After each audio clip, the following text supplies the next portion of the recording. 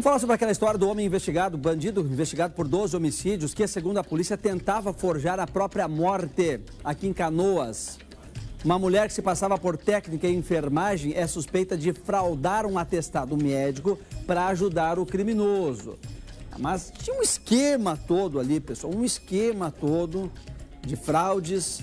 E investigando esse esquema de fraudes, a polícia conseguiu chegar até essa tentativa de forjar a própria morte. O repórter Eduardo Carvalho tem mais informações para a gente a respeito do trabalho da polícia. Eduardo, boa tarde. É isso, Samuel. Muito boa tarde para você, boa tarde a todos que nos acompanham na tela do Balanço Geral. O plano estava pronto e montado, inclusive, por esse criminoso e outros comparsas. Inclusive, a polícia conseguiu o suposto atestado de óbito que seria utilizado para forjar a morte de Maicon Donizete Pires dos Santos, de 33 anos, conhecido como Red Nose. Ele que é considerado um dos principais criminosos aqui do Rio Grande do Sul, tem mais de 10 homicídios como antecedentes, foi preso em Santa Catarina, capturado, na verdade, no ano passado e ficou preso por um período e deixaria a cadeia em abril. E nesse período, ele inclusive já tinha posto esse plano em prática, onde ele seria dado como morto. Tinha inclusive o atestado de óbito, como nós falamos. Ele acabou não deixando a penitenciária, continua preso nesse momento, mas a polícia identificou que ele já tinha essa ideia de forjar a própria morte. A delegada Luciane Bertoletti é responsável por essa investigação, que começa com um outro golpe que não tem nenhum envolvimento com este criminoso, mas a partir daí chega nesse ponto. Delegada, obrigado por nos atender. Mais um passo dessa operação na manhã de hoje. O que vocês conseguiram identificar a respeito desse plano? Como que vocês chegaram até ele e qual que era a ideia por trás desse atestado de óbito que foi apreendido por vocês? Boa tarde. Boa tarde, Samuel. Essa investigação, ela teve início no ano passado, né? Uma vítima chegou até a delegacia relatando que tinha perdido 60 mil num golpe. Tinha conhecido uma mulher dentro do hospital, ela estava junto com a sua mãe lá, e ela criaram laços de amizade, ela criou uma confiança nessa mulher. Essa mulher pegou os cartões bancários dela e da mãe, foi até a instituição bancária e transferiu 60 mil reais para a conta dela e de outros comparsas. Além de fazer o empréstimo, né, aumentar o limite do valor ali de saldo e fazer o empréstimo no nome dessa vítima. Nós cumprimos mandados de busca naquela ocasião, lá no ano passado, e a principal suspeita, na casa da principal suspeita, foi apreendido um vasto material do hospital, né, documentos do hospital, e dentre esses documentos, uma ficha de óbito hospitalar no nome desse criminoso. E essa ficha, ela tem vários elementos falsificados e forjados, né? Tem carimbo da Secretaria de Saúde, de uma suposta médica. O que vocês conseguiram identificar ali? Realmente são carimbos falsos? A médica citada no caso é uma vítima também? Todos os dados são falsos, né? Só o documento que não é falso, mas os dados que estão ali no documento, como as informações, o carimbo, a assinatura da médica, são todos falsos, porque na época nós entramos em contato com a médica e ela disse que jamais teria assinado ou carimbado aquele documento. As investigações continuaram, né? Nós identificamos outros suspeitos, especialmente para quem foi destinado os valores desse golpe, e hoje, então, nós cumprimos mais 9 mandados de buscas que tiveram, então, a finalidade de angariar mais provas, mais elementos dessa ação criminosa, dessa organização. Esse investigado de hoje, ele inclusive foi preso em uma outra ação de outra delegacia de polícia. Qual que é a atuação dele e de que forma ele está relacionado com esses casos, delegado?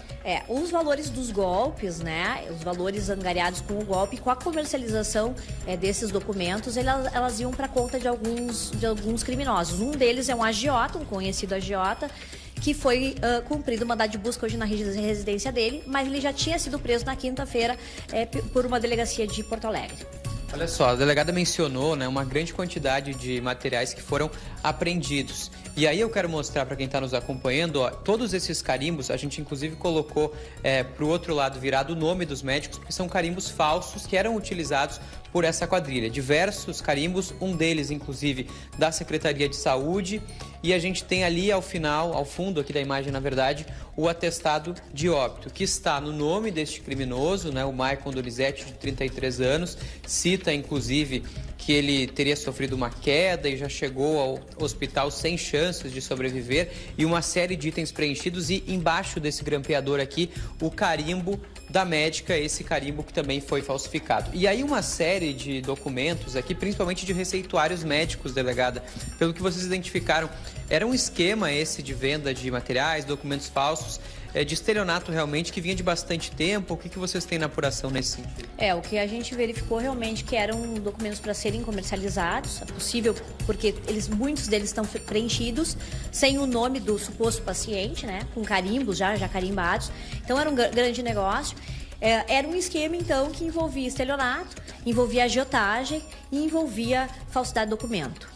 Ao que tudo indica, essa mulher de 30 anos, ela trabalhava realmente no hospital, ela tinha uma relação com essas outras pessoas que estão sendo investigadas no momento, delegado? Isso mesmo, ela era uma funcionária de hospital. No hospital aqui de Canoas, ela se identificou como cuidadora, né? Ela tinha a técnica, né? Ela é formada em técnica de enfermagem. E ela tinha uma vinculação com esses outros criminosos que faziam outra parte do esquema, que era a movimentação dos valores. Nesse momento, ela não está presa? Ela foi presa em flagrante, né, no ano passado, mas nesse momento ela está solta. Samuel, uma pergunta para a delegada? A delegada mencionou que o papel ali da certidão de óbito é um papel, foi retirado de algum lugar, porque é um papel verdadeiro, né? Não forjaram o papel. Forjaram as informações, é isso mesmo? E como que se consegue um papel desses? Pois é, o Samuel perguntou no estúdio a respeito do papel ali, da folha da certidão de óbito. Esse papel, ao que tudo indica, ele é verdadeiro, e onde que se consegue esse tipo de papel? Onde ela pode ter tirado esse material? Esse material todo ela retirou de algum hospital. De alguns hospitais, né? Tem material aqui, tem documentação de diversos hospitais. Então ela furtou, possivelmente ela furtou desses locais. E aí ela mesmo, ao que tudo indica, deve ter preenchido aquela certidão ali. Ao que tudo indica, pelo que nós apuramos, né? Ela preenchia e ela comercializava aqueles documentos. Tanto que todos aqueles carimbos são apreensões na residência dela. Todos eles na residência dela. Tem carimbos ali de médicos, diversos médicos de diversas especialidades. Tem carimbo da SUSEP, né?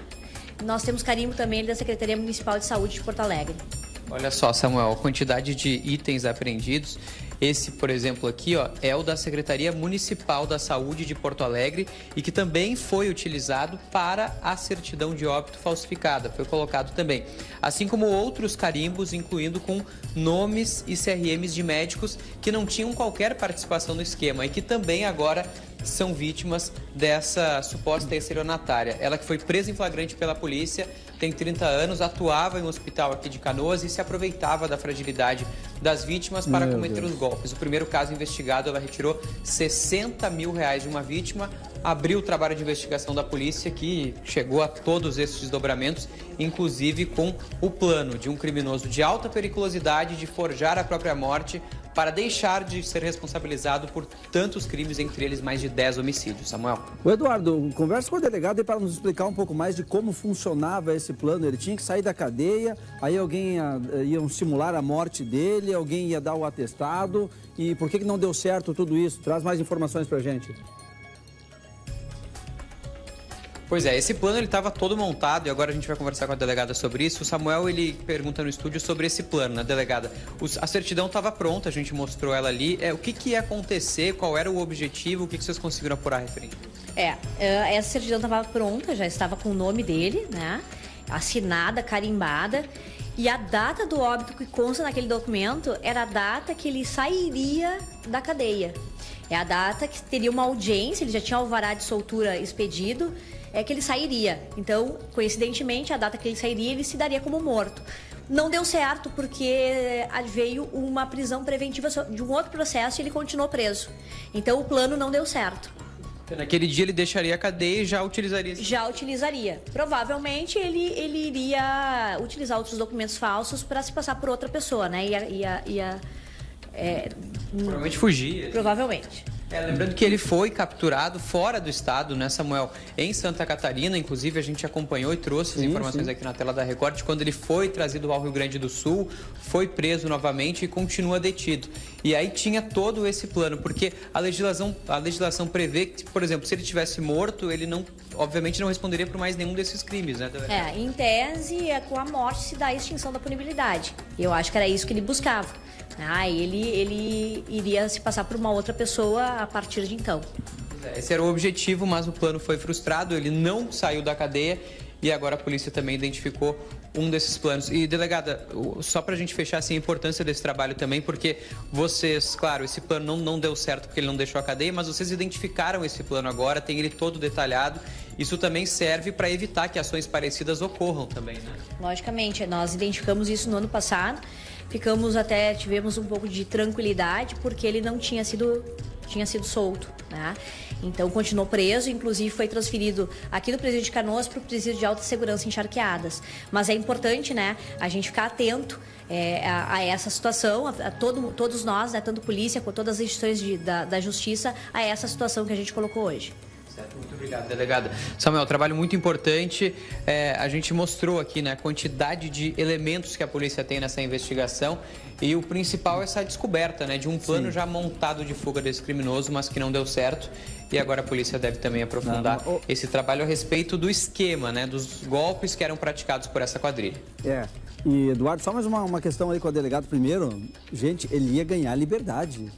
Ele está ainda com mais de 10 homicídios no lombo e ia ganhar liberdade. Ele ia sair, ia ter uma audiência de custódia, ele ia ser liberado da cadeia para responder em liberdade. É inacreditável, mas quase aconteceu isso. Se não fosse em um outro processo, um outro pedido de prisão, ele teria sido liberado. Isso é um escândalo, né?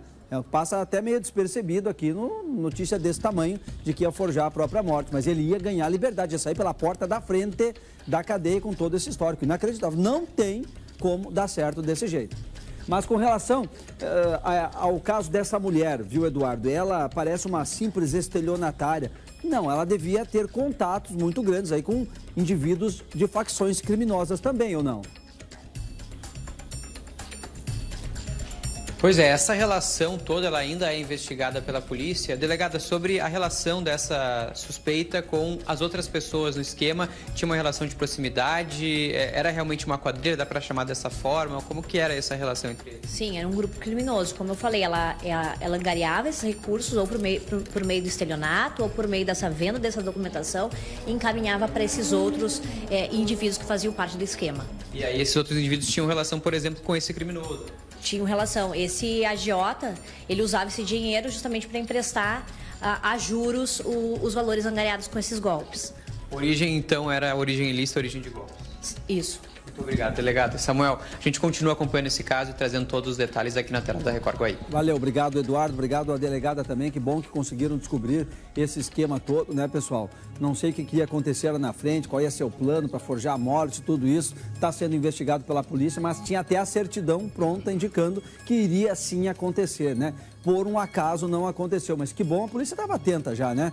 A polícia estava atenta, quem sabe se fosse ganhar a liberdade ali, né? Certamente a polícia já não ia permitir que acontecesse essa barbaridade. Que bom que descobriu tudo isso. Agora, imaginar que ele iria ser colocado na rua com todo aquele histórico que o Eduardo trouxe pra gente, é inacreditável, pessoal. É inacreditável que quase aconteceu.